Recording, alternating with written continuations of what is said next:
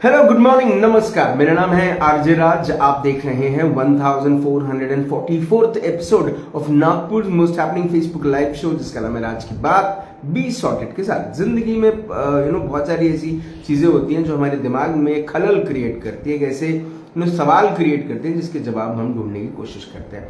Personality disorders होते हैं, सोच में बहुत और मानसिकताओं में बहुत सारा चेंज होता है उम्र के साथ, एक्सपीरियंस के साथ, और कुछ ऐसी चीजें होती हैं जिसको लेकर हम परेशान होते हैं या फिर हम थोड़े से इंक्विजिटिव होते हैं कि हम इन चीजों के बारे में जानें समझें।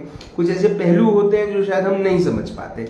इन्हीं इन बवंडरों से आपको निकालने के लिए, आपको सॉर्टेड करने के लिए ये खास कार्यक्रम की शुरुआत की गई। शुरुआत करने वाली महिला विशेष हमारे साथ हैं, जो नागपुर शहर की जानी मानी साइकोलॉजिस्ट हैं, Mrs Sonal Phuke ma'am. Ma'am नमस्कार, स्वागत आपका राज की बात में। जिस विषय पे मैम आज हम बात करने वाले हैं, ये विषय बहुत लोगों की, हर किसी की जिंदगी का एक पहलू जरूर है, जहां पर हम बात करते हैं दुख की, दर्द की, परेशानी की, स्ट्रेस की, ट्रबल की। और मैम दिन के आखिरी में या फिर वो पहले वो लॉस में पहले वो लॉस से आता है और फिर वो एक ग्रीफ से कनेक्ट हो जाता है। एक ऐसा दौर जहां पर हम उस दर्द से, उस परेशानी से, उस इमोशन से निकलने की कोशिश करते हैं। मैम आप लॉस को पहले किस नजर से देखती हैं और लॉस के बाद ग्रीफ को किस नजर से देखती हैं, इस पर प्लीज बताएं। लॉस इज डेफिनेट लॉस, उसमें ऑब्जेक्टिविटी है। बता सकते हैं कि किस तरह का लॉस है, और बहुत बड़ा लॉस होता है जब कोई अपना बहुत करीबी इंसान जब गुजर जाता है, जब डेथ होती है, तो that is a very big loss जो बहुत ग्रीफ लाता है। तो एक वो लॉस होता है। और भी बहुत तरह के लॉसेस होते हैं, जैसे कोई बिजनेस आपने ग्रो किया है, वो बंद पड़ सकता है, वो एक लॉस होता है। मतलब वो सिर्फ एक फाइनेंशियल लॉस नहीं है, लेकिन वो एक पर्सनल लॉस भी होता है। तो कभी मतलब करीबी लोग ही नहीं, जब पेट्स भी जब मर जाते हैं उनका अपनी जिंदगी जीने के बाद, वो भी एक वैक्यूम तैयार करता है। फाइनेंशियल लॉसेस होते हैं। बेसिकली लॉस को आप क्लियर कट वर्ड्स में आप बता सकते हैं कि ये मेरा लॉस हुआ है, वो मेरा पर्सनल लॉस हुआ है। ग्रीफ जो है, grief is an emotional response to the loss. तो वो एक इमोशनल स्टेट ऑफ माइंड है, और ग्रीफ को बहुत अलग अलग डायमेंशंस होते हैं। मतलब ग्रीफ एक वन यूनिडायमेंशनल नहीं होता। ग्रीफ के अलग अलग पहलू होते हैं, जैसे कि जैसे हमारी थ्योरी है जिसमें ग्रीफ की जो थ्योरी है उसमें बताया गया है कि there are 5 stages of grief. तो it is not a linear process. मतलब ये जो 5 स्टेजेस हैं वो एक के बाद एक आते हैं, पर ऐसा नहीं है कि वो एक के बाद एक आते हैं और वो साइकिल खत्म हो जाता है। वो 4th स्टेज से वो वापस 2nd स्टेज पे आ सकता है, 2nd से 3rd, 3rd से 1st, ऐसा होता है। तो वो जो 5 स्टेजेस हैं उसमें सबसे पहला जो इमोशनल रिस्पॉन्स होता है लॉस का जी। जब किसी लॉस के बारे में हमको सबसे पहले जब हमको पता चलता है, जैसे किसी की अगर डेथ हो गई है, तो the first response is denial. तो डिनायल ये पहला स्टेज है। ऐसा तो हो ही नहीं सकता, ऐसा नहीं हो सकता, इतना बुरा नहीं हो सकता।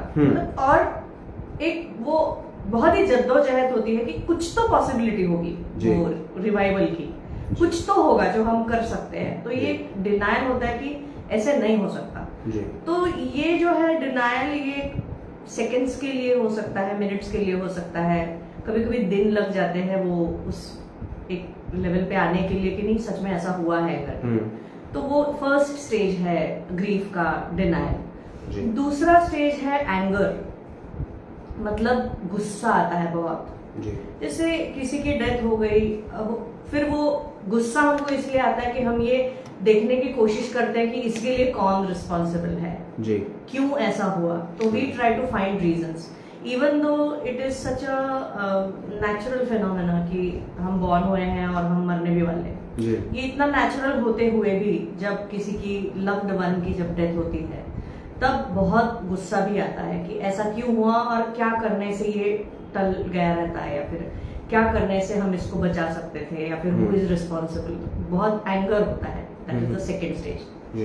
The third stage is trying to negotiate with the situation.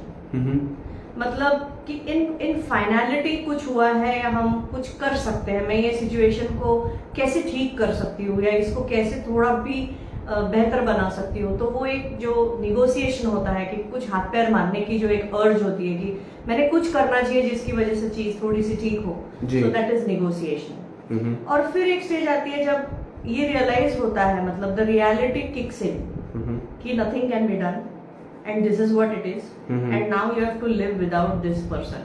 ये जब रियलिटी किक इन होती है तो one gets into depression. That is the fourth stage of grief, जिसमें डिप्रेशन आता है. और वो डिप्रेशन भी ये नहीं बता सकते कि कितने दिन या कितने महीने कितने साल वो डिप्रेशन के लिए लगेंगे, मगर it is a state of mind when you don't feel like doing anything, you don't want to be happy basically, you just want to grieve, you just want to be in that state of mind where you don't want to do anything, you don't even feel like getting out of that situation. ऐसे पूरी energy drained जैसे लगता है, मतलब जीने की इच्छा ही नहीं, कुछ अच्छा ही नहीं लगता. हाँ, कुछ अच्छा ही नहीं लगता. ना खाने की इच्छा, ना पीने की इच्छा, अब ना ये डिप्रेशन कितने देर रहेगा ये उस पर डिपेंड करता है कि आपका एक तो जो आपका कनेक्ट था वो पर्सन के साथ वो किस तरह का था, और एक वो हो सकता है.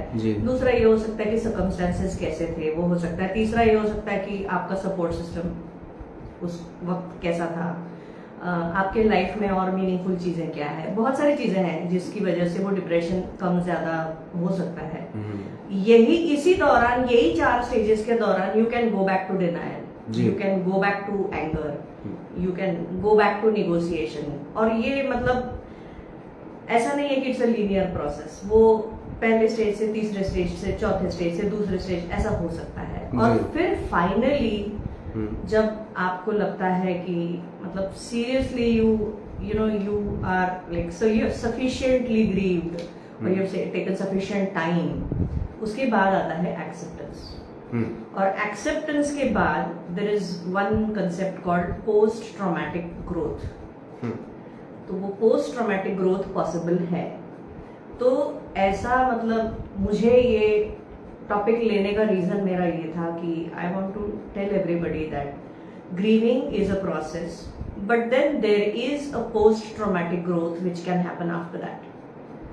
मैम ये जिंदगी में कोई ऐसा इंसान खो गया जिन या you know you have lost somebody who was very close to you, है ना, तो या आपका सबसे करीबी दोस्त चला गया या आपका परिवार का कोई सदस्य चला गया. Ma'am it's very difficult to come out of it. It's not that easy.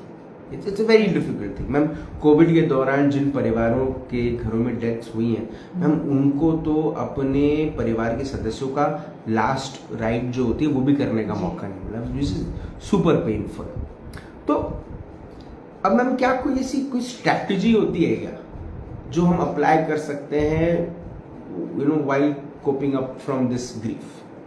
हाँ, पहले जो हमारे रिचुअल्स होते हैं ना, तो ये रिचुअल्स का एक पर्पस वो भी है कि आपको क्लोजर मिले.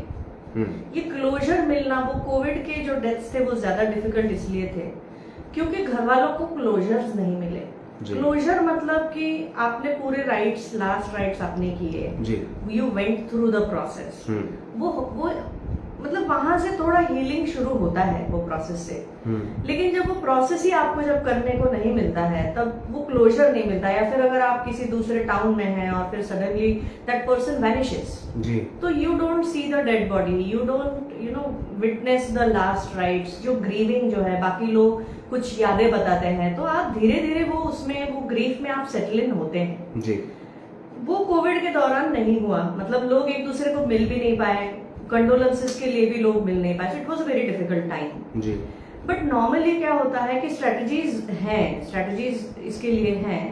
द फर्स्ट थिंग इज, क्योंकि मतलब मैंने इंटरव्यूज देखे हैं और मेरे ऐसे पेशेंट्स भी हैं जो ग्रीविंग पेशेंट्स थे. सो उनका काउंसलिंग करने के बाद मुझे ये रियलाइज हुआ कि एक चीज बहुत इंपॉर्टेंट है उसमें से थोड़ा सा बाहर निकालने के लिए, वो है रेजिलियंस.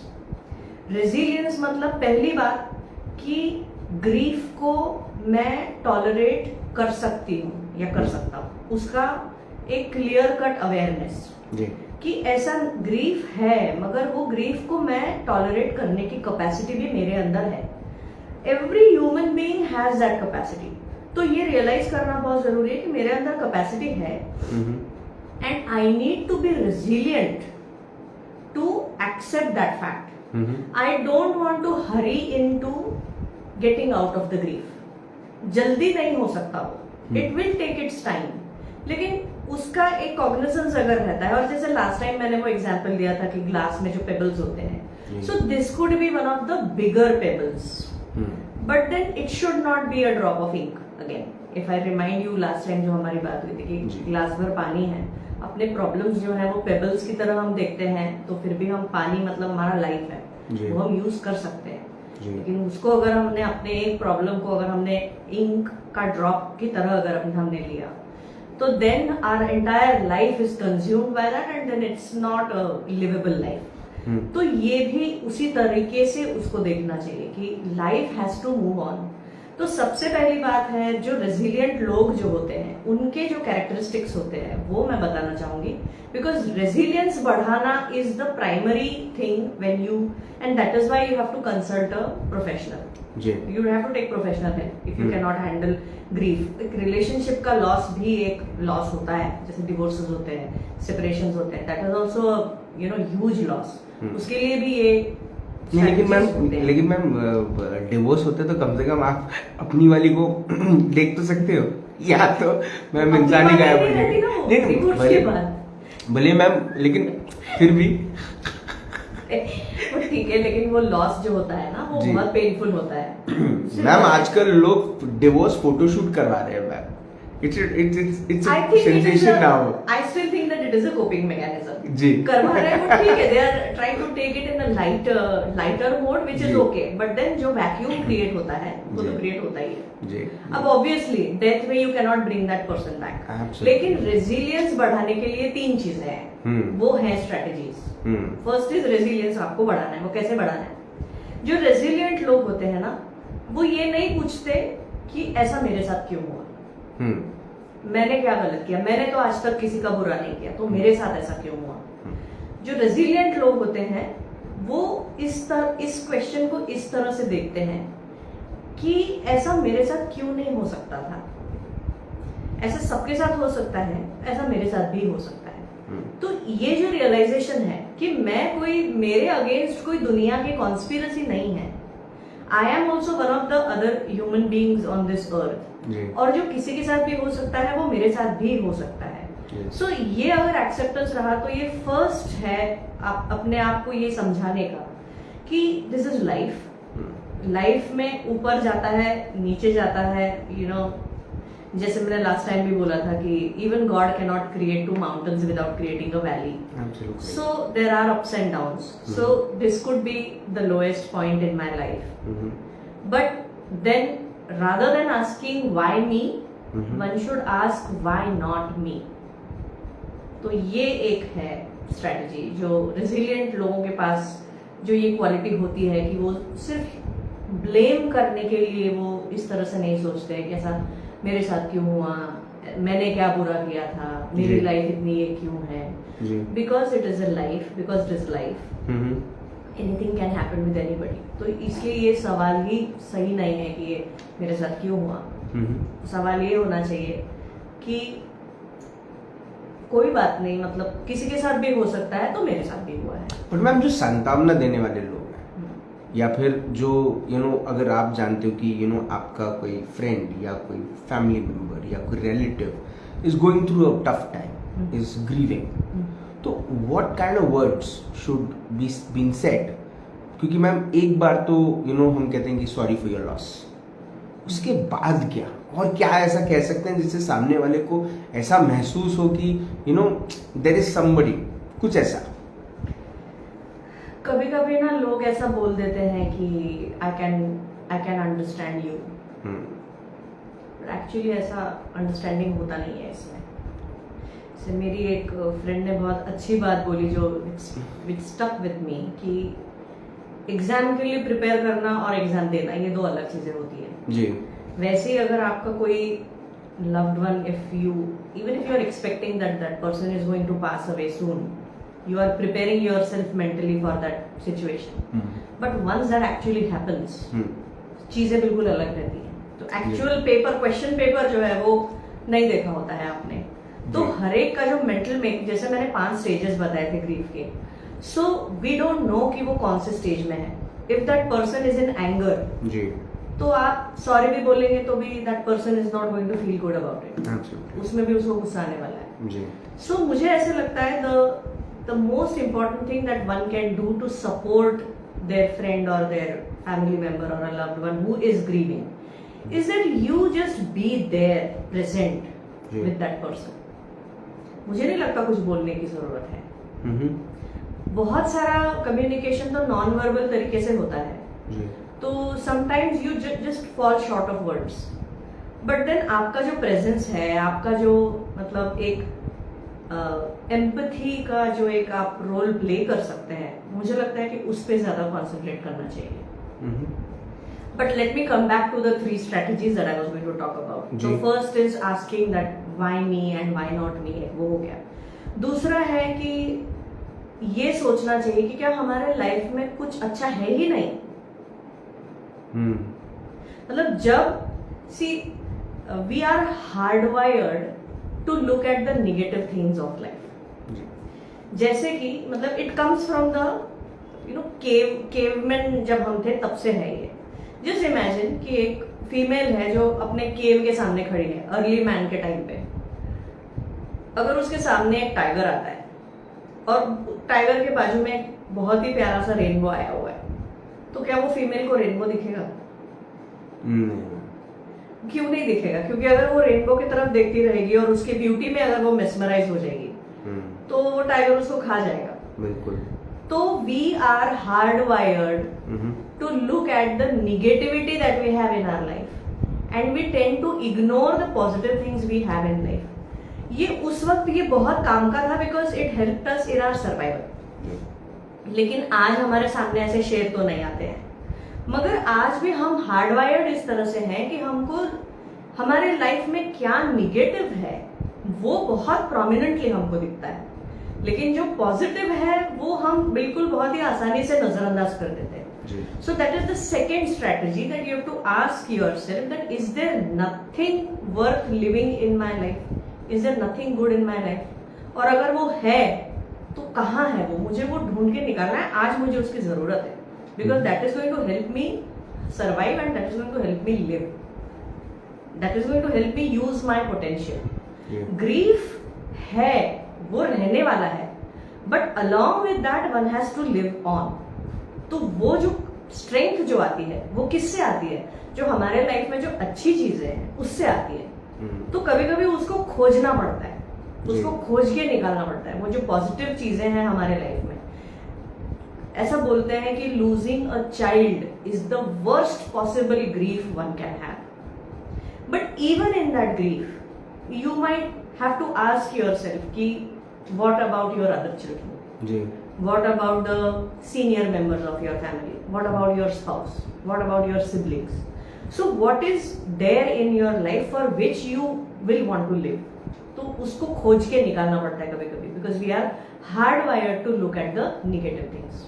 और तीसरी जो चीज है वो काफी बार ऐसा होता है कि जब ग्रीविंग जब होता है तब हम एक ओवर थिंकिंग मोड में चले जाते हैं, we go back into the past, फिर हम पुराने ईमेल्स ढूंढ के निकालते हैं, फोटोज ढूंढ के निकालते हैं, वीडियोस ढूंढ के निकालते हैं, we try to occupy our mind with the thoughts of the beloved person who has passed away, and we try to spend our mind space, our time in the memories. कभी वो ठीक रहता है लेकिन कभी कभी वो बहुत डिस्टर्बिंग होता है। तो अपने आप को जब हम ग्रीविंग में हैं तब अपने आप को ये पूछना चाहिए कि is this thought helpful, is my behaviour helpful, is it helping me. तो ये अगर मुझे ऐसा लगता है कि नहीं मुझे एक्चुअली डिस्टर्ब हो रहा है देख के, तो then I should stop doing that and help myself move ahead in life. तो ये 3 चीजें हैं, लेकिन ये तीनों चीजें बहुत ही इजीली इम्प्लीमेंट कर सकते हैं, लेकिन उसके लिए एक प्रीरेक्विजिट है कि one has to be willing to move on. ये भी होता है कभी कभी, मतलब मेरे क्लाइंट्स के साथ ही ऐसा मैंने एक्सपीरियंस किया है कि counseling के through when they are getting in a positive mode, but then something happens, somebody cracks a joke or something, and this person laughs on that joke, and then spends 2 days thinking that how could she laugh, वो मुझे हंसी आई कैसे, मेरा इतना बड़ा loss हुआ है, मैं इतने ग्रीफ में हूँ, मतलब how could I, and they feel guilty about it, they feel guilty about moving on. तो ये बहुत ट्रिकी सिचुएशन है, इसलिए विलिंगनेस टू मूव ऑन, तो ये सब के लिए टाइम ही देना पड़ता है और एक्नॉलेज करना पड़ता है कि ये आया है मेरे हिस्से में, ये ग्रीफ ये है, पर लाइफ है तो मूव ऑन तो करना पड़ता है. मैम ये जो पूरी की पूरी बात मुझे ऐसा लगता है लॉस एंड ग्रीफ को लेकर जो आपने समझाया, उसमें सबसे इम्पोर्टेंट पॉइंट जो थे वो थे कि इसको कोप अप करना किस तरह से होना चाहिए, और एक सबसे इम्पोर्टेंट बात आपने जो अंत में गई वो की थी, how can you move on, जो सबसे बड़ा चैलेंज और सबसे बड़ा ऑब्स्टिकल. अगर आपने वो ट्रिक समझ लिया, ये तीनों पॉइंट्स समझ के, कोपिंग पॉइंट्स, तो आई थिंक अब मूव ऑन होना आपके लिए आसान हो जाएगा. मैम आखिरी सवाल, मैम उनका क्या करें जब हम सोशल मीडिया पे लोग जब पिक्चर डालते हैं कि अपनी मदर की फोटो डाले, अपने फ्रेंड की फोटो डाला उन्होंने, और उन्होंने कहा कि lost this person and I really wish I meet you in the next side of life, whatever. और उसके बाद मैम लोग RIP लिखना शुरू करते हैं. वो RIP की मैम पूरी एक मैराथन शुरू हो जाती है. लोग RIP RIP RIP RIP RIP RIP लिखते हैं, है ना, और मैम उसमें से कुछ लोग थम्स अप देना शुरू करते हैं. मैम ये थम्स अप मैं समझता नहीं, थम्स अप का मतलब क्या होता है?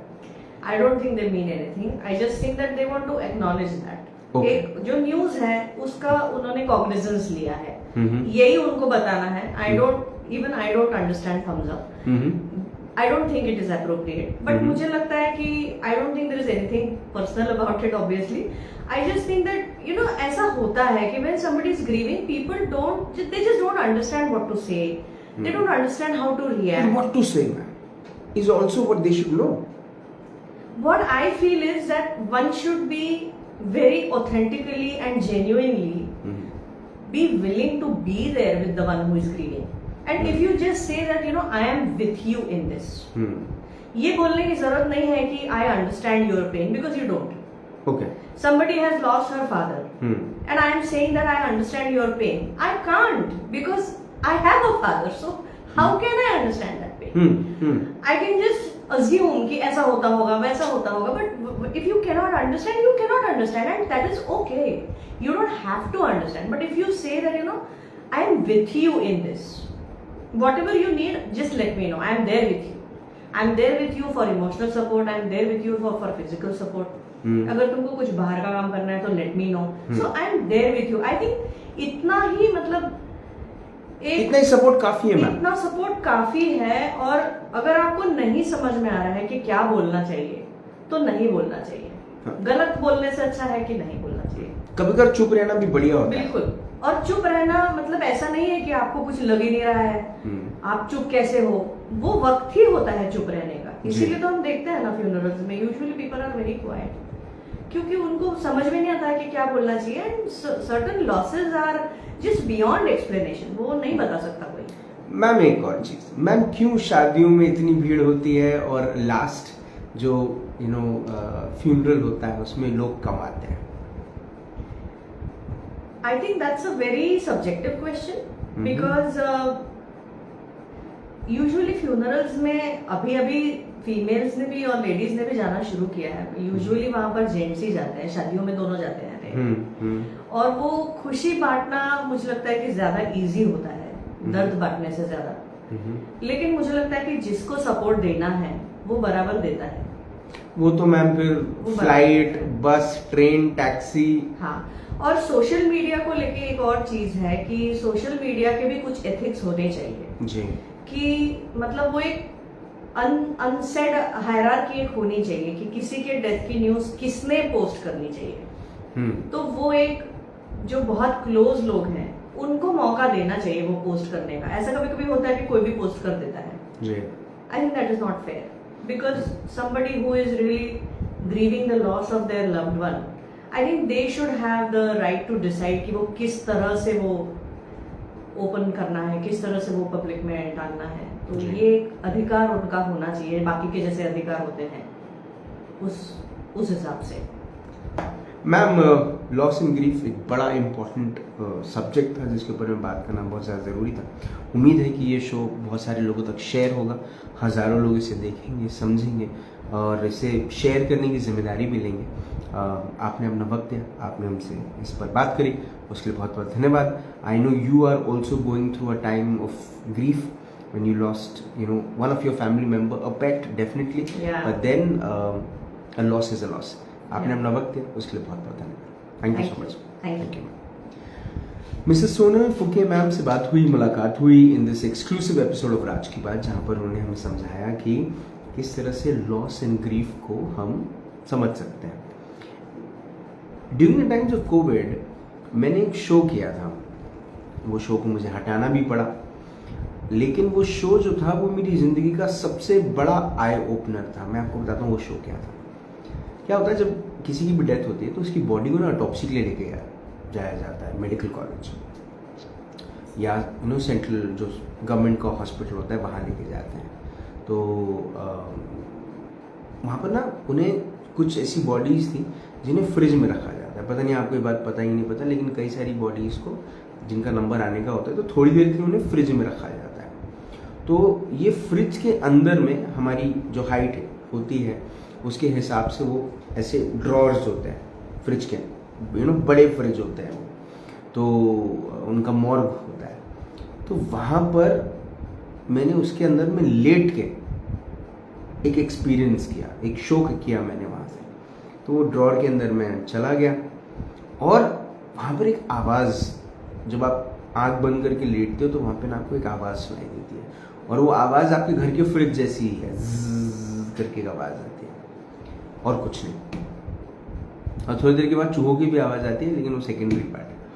कहने का मेरा मतलब ये है कि आप जब ज़िंदगी जीते हैं तो आप कितनी सारी आवाज़ें सुनते हैं, लेकिन जब आप वो राह पकड़ते हैं ईश्वर के पास जाने का, तब आपको बस थोड़ी देर के लिए एक ही आवाज़ सुनाई देती है। जीते जी हमको कई बार लोग समझाने के लिए आते हैं कई सारी ऐसी चीज़ें, लेकिन हम उन्हें समझ ही नहीं पाते। और जब हम 60s क्रॉस कर देते हैं और अब हमें ऐसा लगता है कि हमारा जीवन बस कुछ ही सालों में अब ख़त्म होगा, तब हम आध्यात्मिक और स्पिरिचुअलिटी और ये सब चीज़ों की तरफ आगे बढ़ते हैं और गंगा स्नान करने जाते हैं और बहुत सारी चीज़ें ऐसे करते हैं। जीते जी हम बहुत सारे लोगों के सुख के वक्त चले जाते हैं, पर दुख के वक्त जाने में कहीं ना कहीं हमें काम आ जाता है, हमारी गाड़ी ख़राब हो जाती है, हमारी खुद की तबीयत ख़राब हो जाती है, न जाने क्या क्या बहाने हैं। और जो मैं बात कहना चाहता हूँ बड़ी सरल है और बड़ी सिंपल है कि माना कि हर किसी की ज़िंदगी में खुशियाँ is something which we all want happiness, success, a lot of things, but one fact of life is that everything will come to an end, but how will it come, we don't know but it will come, we all know that. But if we stand by people who are in pain, who are in grief, and who have just lost something, it's a great gesture to show that you're a human. तो आप हिंदू मुसलमान जो भी आप हैं, वो आप नहीं रहे चलेगा, और आप इंसान रहें, उसी की जरूरत है। आपसे फिर होगी मुलाकात इन राज की बात। तब तक आप अपना ध्यान रखें, सुरक्षित रहें, स्वच्छ रहें, स्वस्थ रहें, मस्त रहें, खुश रहें, व्यस्त रहें, परिवार के साथ एक अच्छा वक्त बिताएं और अपने परिवार में उन लोगों को भी शामिल करें जो आपके परिचित हैं, जो आपके पहचान वाले हैं, जो आपके दोस्त हैं, क्योंकि उनके सुख में भी आप गए अगर हैं तो ये जिम्मेदारी लीजिएगा कि उनके दुख में भी आप जरूर पहुंचे। जिंदा रहें। जय हिंद।